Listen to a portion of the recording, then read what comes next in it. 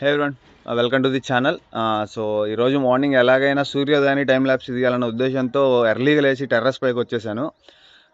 వచ్చిన తర్వాత రెండు అన్ఫార్చునేట్ థింగ్స్ జరిగాయి. ఒక అన్ఫార్చునేట్ థింగ్ ఏంటంటే నా ఫోన్లో మెమొరీ అయిపోవడం. సో నేను ఒక మంచి టైం ల్యాప్స్ తీయడానికి కుదరలేదు.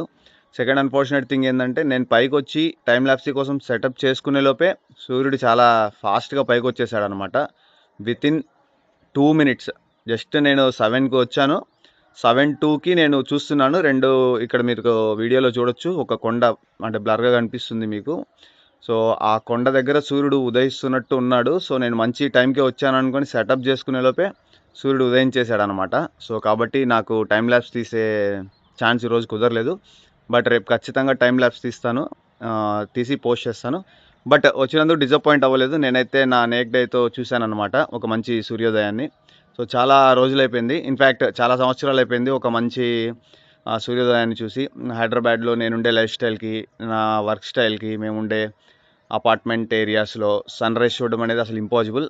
ఎండ అనేది పడదు. సో బహుశా చాలామంది ఇలానే ఫీల్ అవుతూ ఉంటారు సిటీస్లో ఉండేవాళ్ళు. బట్ రేపైతే ఒక మంచి టైం ల్యాప్స్ వీడియో తీసి మీ ముందుకు తీసుకురావడానికి ట్రై చేస్తాను.